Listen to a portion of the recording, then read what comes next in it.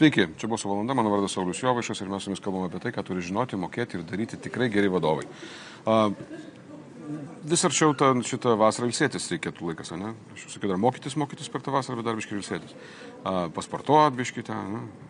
Tai anksčiau reikėjo sportuot biškai pradėti, ne? Kad dabar jau kažkaip rezultatai matytųsi, bet nespėjom, kaip ir aš. Sveikinu. Labai kviečiu rašyti man laiškus į saulius.jovaišas@vadovavimas.lt. Kviečiu siūlykite temas, klausimus, žmonės, kuriuos manote, kad verta būtų pašnekinti ir aš mielai tą padarysiu vis labiau nuo rudens. Taip pat labai kviečiu klausyti, labai kviečiu YouTube paskyrą Bosų valanda ir aišku Delfi, Facebookas labai patogiai vartojamas daiktas, turiu galvoje video prasme irgi formato. Visai gerai žiūrisi. Tai reklamuoju, nes žinau, kad tai yra geras daiktas ir visai kviečiu. O šiandien tokia tema bus daugelypė, o jeigu taip nuoširdžiai, tai manau, kad minimum 3 temos tikrai mes pakabinsim. Vienas dalykas tai yra pakabinsim sportinę vadybą, sporto vadybą, pakabinsime investavimą, pakabinsime, nežinau, patirtis, kažkuria prasme, kažkokius išgyvenimus, kuriuos patiria visokie verslininkai su patirtim. Rytis Davidovičius pas mane svečiuose, ačiū Ryti, kad atėjai. Visus pritrenkinėjų ir kankinu klausimų, kas tu toks? Vat kas tu toks, a? Rytis Davidovičius.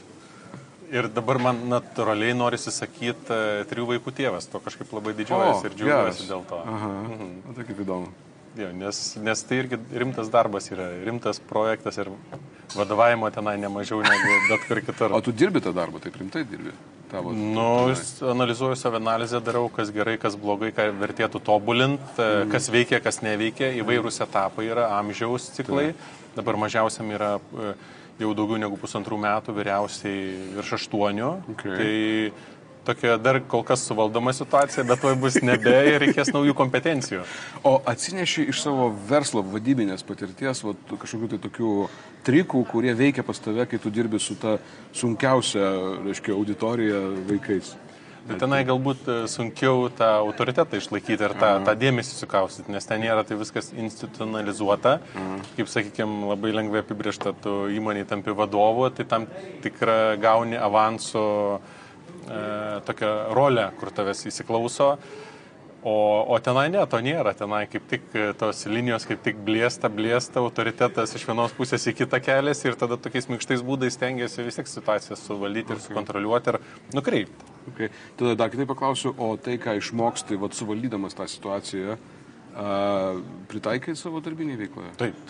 Aš net iš vis galvoju, tos kelios rytis, tokios kaip šeima, kaip darbas, kaip hobis, mano atveju, tai sportas ir sporto vadyba, tai jos persipina labai stipriai. Ir tų ribų tokių pasakyti, štai va, čia tas veikia, tas tenai neveikia, arba čia vien tik tai tam taikoma, taip nėra. Ypač jeigu kalbam apie tokias bendrasias, platesnės, sakykime, iniciatyvas arba praktikas. Okay. Gerai.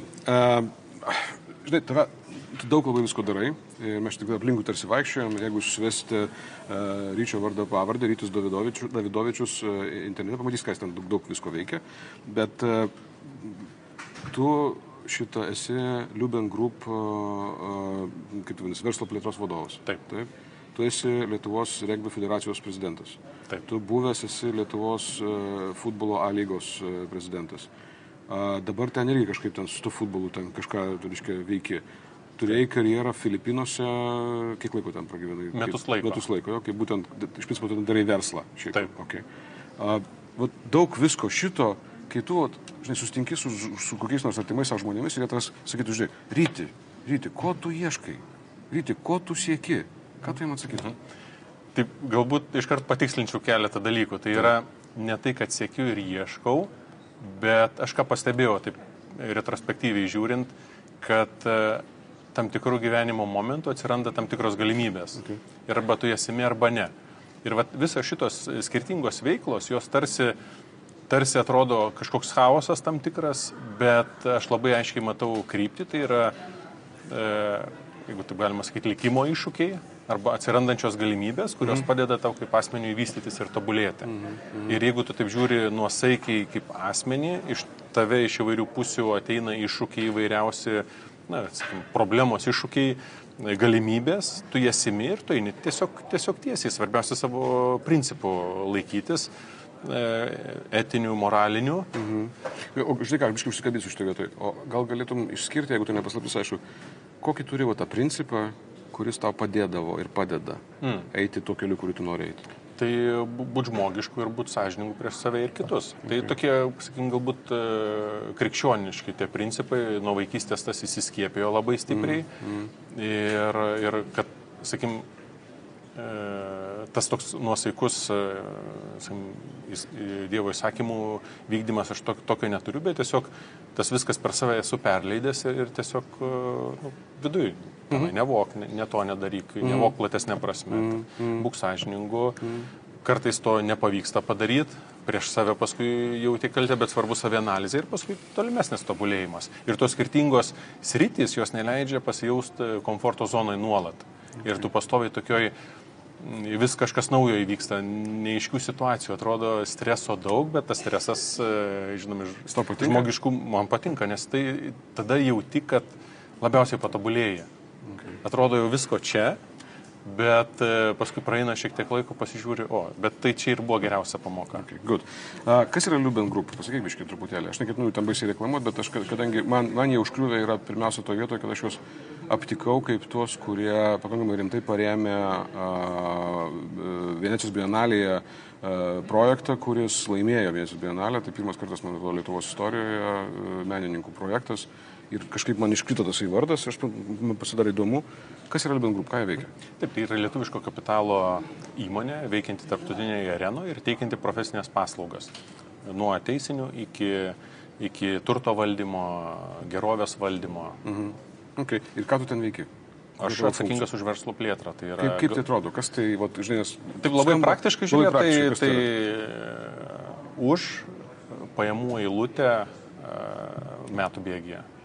Tai yra planas, tikslas, planas, strategija, taktika už visus tos dalykus. Ir mūsų struktūra tokia, kad pas save neturiu didelės komandos kaip profesionalių pardavėjų, bet daugiau per kitų verslų lyderius turiu padėti pasiekti rezultatus. Okay. Čia mes labai stipriai neapsistosim, nes taip man užsikabinai, kaip čia viešoje erdvėje iškilai ir užsikabinai iš tos pusės, kad aš perskaičiau, kad tu nuėjai mokytis. Tu buvai girdimas ir matomas kaip sporto federacijų, reiškia prezidentas, bet tu nuėjai mokytis Executive MBA. Čia jau kelintas tavo bus Executive MBA? Tokio pabaigęs nesu, esu pradėjęs, bet tuo metu pajaučiau, kad... Neperistukinas, bet supratau, kad man biškai tuo metu, kiek buvo 20 kažkeli metai, ir supratau, kad biškučiuką per daug info ir pabaigiau rinkodaros modulį ir nuėjau praktiškai gyvendinti. Tuo metu dar Sanitex bendroviai dirbau. Ir viską supratau, stop, čia biškai šiek tiek per daug informacijos, reikia daryti praktiką ir geriau tai įsisavinti. Tai dėl to kažkaip pabaigiau, pasibaigė ir dabar toksai laikas atėjo ir apskritai mano tokia, sakykim, taktika, strategija, kas liečia su saviugda, tai kas keli metai privalau investuoti į savęs tokius metodinius akademinius mokslus. Okay. Kodėl tu sprendai? Kodėl tu manai, kad to reikia? Tai padeda gauti naujų žinių. Tai padeda, kas dar labai svarbu, naują netvarką susirasti. Tai yra kelių metų reikia, kad tu jį, sakykim, įsisavintum, išnaudotum. Tai yra per kontaktus, ir plus tas pačias žinias. Jau pradedi matyti, kad jau šito vietoje jau šito reikia. Ypač dabar buvo keletas metų, kuomet labai gilinausi į digital strategijas ir kaip tas įtakoja įmonės verslo plėtras ir apskritai jų išgyvenimą. Tai buvo man nauja ir įdomu. Tai dabar pasibaigiau 2 programas INSEAD ir Kolumbijoje ir dabar nutariau pasiimti kitą modulį, jau visiškai pilną. Ir kodėl, tai galbūt vienas dalykas... Koks tas modulis, pasakytas, aš nepasakiau. Tai yra Executive MBA, Sports Management. Nenorėjau imti verslo vadybos kaip tokios MBA, nes būtų daug kas pasikartoja, o ten grinai, ir kas man patiko Real Madride, kad jie grinai per savo patirtį, o Real Madridas tai sporto organizacija numeris 1 pasaulyje, jeigu žiūrėt pagal pajamas, pagal socialinį medijų, kaip jie veikia, pagal pergalės, realias aikštėje. Tai yra ir praeitą šimtmetyje pripažintas, sakykim, sėkmingiausių futbolo klubų, futbolas sportas numeris 1. Tai galbūt Boston Celticai su jais, Montrealio Canadiens su jais šiek tiek konkuruoja, bet tai yra lyderiai kurie daug daro, daug inovatyvių dalykų ir kurių galima praktiškai mokytis. Ir tu dabar mokaisi, ta Executive MBA programa yra Madrido Realo kuruojama, ne? Taip. Ok, tai čia yra viskas, iš principo viskas eina per sporto vadybos prizmę ir tau kaip federacijos prezidentui tai yra pritaikoma, ar čia dėl to, kad tu esi federacijos prezidentas, tu esi lendytas sporto vadybą, ar kodėl? Ne, galbūt aš ir taip būčiau tenai ėjęs ir ką aš daugiau tenai pasiimsiu, aš jau jaučiu, tai daugiau pritaikysiu, daugiau pačiam verslo srityje. Nes ten labai daug yra kalbama apie pačią lyderystę ir apskritai nuvykus tenai labai aiškiai matosi, kaip kultūra ir tikėjimas, kad tu esi pasauliniu mastu numeris 1, tai yra kaip tas jaučiasi kiekvienam žingsnį. Ir man tai buvo šiek tiek keista. Mes lyderiai, mes privalom taip daryti, mes lyderiai, mes ir kiekvienam žingsnį, kiekvienas, bet kurias rytį imant, kiekvienas žmogus, praktikas atvykęs iš organizacijos tą kalbą. Pradžioje atrodė, kad čia kažkokie galbūt šiek tiek pasikėlę žmonės tenai atitrūkę nuo žemės, bet ne, jie naudoja neatsididžiuot, o kaip tik, tai mes lyderiai, mes privalom dar daugiau daryti. Tam, kad išliktumėm lyderiais. Taip. Ir lyderiai. Biški palauk, aš noriu biški sustabdyti. Man atrodo, kad čia biški svarbus dalykas mums visiems darantiems verslą žmonėms. Jie yra faktiniai lyderiai, bet šalia to jie nuolatos komunikuoja, kad jie yra lyderiai, todėl, kad tai juos verčia kelti papildomus reikalavimus savo, tam, kad jie ir išliktų lyderiais. Ir čia yra, nes mes visi žinom, kad jeigu tu esi lyderis, nėra taip sunku pasiekti lyderio poziciją, kaip sunku yra ją išlaikyti. Taip. Ir panašu, kad tai, ką tu sakai, tai yra, jeigu mes nuolatos kalbam apie tai, kad mes lyderiai dėl to turime savo kelti ypatingai didelius reikalavimus, tai ir leidžia mums ilgesnį laiką išbūti lyderiais, ne? Taip. Ir aš šito taip nėra tekę to taip pajausti, su tokio pasauliniais lyderiais netekę susidurti, galbūt šiek tiek su dar ankstesniais darbo laikais su Procter & Gamble, Master Foodu, bet to taip nesijautė, kaip ten būstiniai, tas persiteikė. Tai aš jau dabar pajaučiau, kad dalis mano investicijos į mokslus jau atsipirko, nes tam tikras tiesas ir nuostatas ir metodus tu pajauti, kaip tas veikia praktikoje. Okay. Gerai, grįžkim, ta sporto vadyba, apskritai sporto vadyba, tai kuo tai skiriasi arba kas tai yra, kuo tai yra truputėlį kitaip negu tiesiog elementarioji vadyba? Ką tu pas pajutai? Aš tai pamačiau daugiau panašumų negu skirtumų. Kodėl? Todėl, kad ypač aš daugiau atstovauju komandinės sporto šakas, tai tas pats principas, tai yra kolektyvas žmonių, kurie turi turėti kryptį, pastangą, savo gyvenimą, savo niuansus, taip galima sakyti. tą reikia suvaldyti ir sukontroliuoti, nukreipti. Tada tai yra lygiai tas pats finansai, biudžetas, rinkodara, komunikacija, tie patys talentai, rinkų užkariavimai, nes sporto organizacija tai nėra tik tai ta, ką matom futbolo, regbio aikštėje, tai yra Lietkalnio tik tai viršūnė. Mes neįsivaizduojam, kas ten yra pačioje. Gali biškai papasakoti, truputėlį, pasukės, man, aš neįsivaizduoju, kas ten yra. Žinoma. Hebra, bėgioja 22 bičiai, reiškia paskui vieną kamuolį ir paskui kažkas įkala ir visi labai laimingi. Viskas, daugiau aš nieko nežinau. Nu, aš biškai perdedu, aišku, bet... Taip, bet tai yra tai, ką matom, tai yra vienareikšmiškai.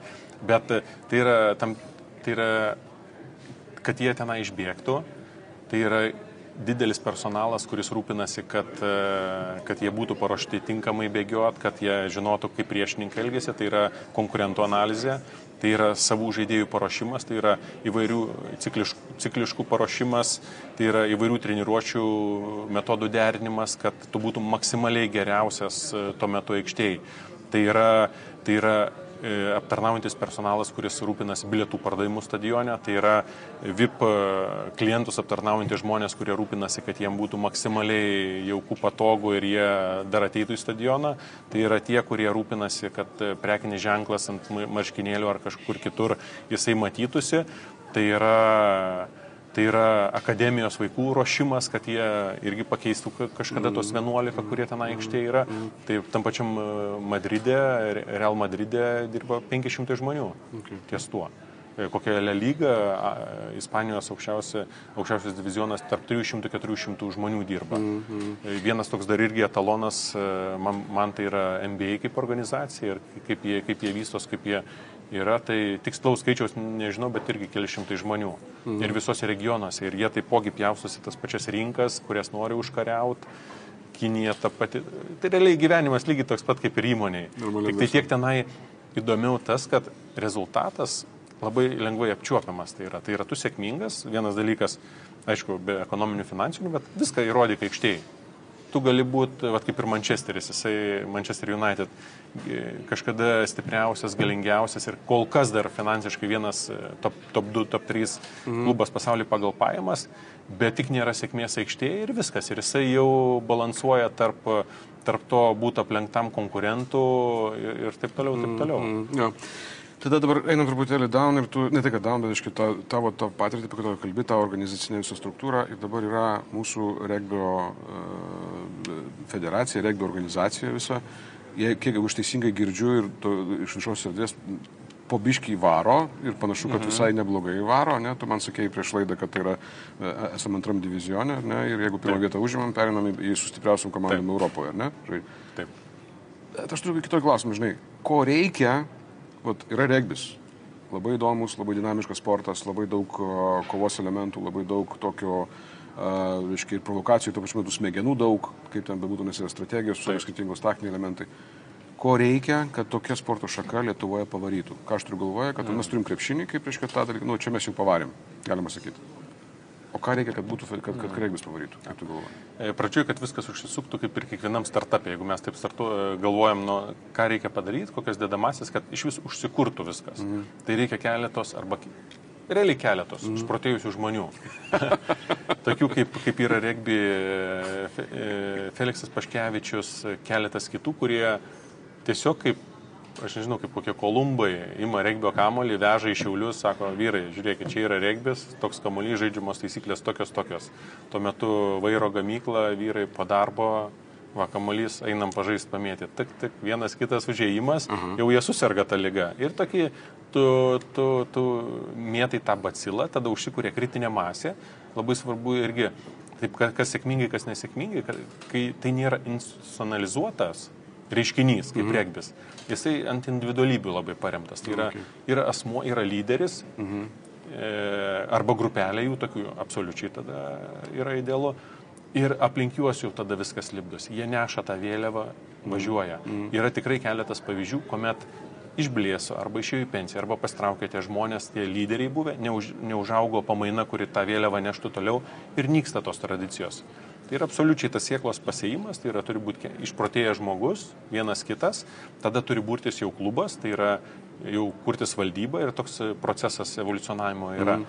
Ir tada po biškučiuko sportiniai rezultatai, bendruomeniniai rezultatai ir jau tada užsisuka, tada rezultatai, tada vaikai jau pradeda augti, reikia 2-3 kartų, kad tikrai šaknis giliai įsileistų. Nu gerai, tu čia papasakoji tą visą tokį grožį, kuris yra taip įvyksta geri dalykai, žinai, tai, kad tu papasakoji, tai aš principą labai gerai metodiškai išdėliota, dekonstruota, mes taip galim sakyti apie bet ką, apie regbį, apie, nežinau, miestą, apie įmonės, lygiai bus, iškai taip. Bet žinai, ale pinigų reikia. Ir koks yra, kaip svarbu yra sporto šakai, klubui, rinktiniai, kad jinai iš tiesų pereitų į tam tikrą rimtą lygį, kad ją, žinai, kiek tame vaidina pinigai? Labai geras klausimas. Tai pinigai tai suteikia arba atima galimybės. Tai yra, jeigu mes žiūrėsim pasaulio reitingą ir šalis, ir labai aiškiai gali pasakyti, kad turint tokį biudžetą ir tokią organizacinę struktūrą ir organizaciją, tu pasieksi tam tikrą lygį. Sakykim, pateksi į top 60 pasaulį. Viskas. Tenai yra lubos, tu gali tenai vienu momentu kitu aplošti stipresnės ir geriau organizuotas rinktinės, bet tai bus vienadienis reikalas. Taip. Norint toliau judėti, reikia plėsti organizaciją, reikia plėsti žaidžiančiųjų skaičių, meistriškumą auginti, o tai yra jau pinigai vėlgi. Dabar mes esam, jeigu kalbėti apie tą didįjį regbis 15, kur 15 prieš 15 žaidžia. Ir mes ten esam Europoje tarp 12-18. Tai mes esam, jau pasauliniam reitingė mes esam pasiekę 33-34 vietą. Viskas. Tai yra top 30, tai yra tos lubos, kur mes turim, dabar mūsų biudžetas yra 300 000 eurų. Jeigu mes norim augti toliau, reikia judėti 800 000 milijonas eurų. Ko tam reikia?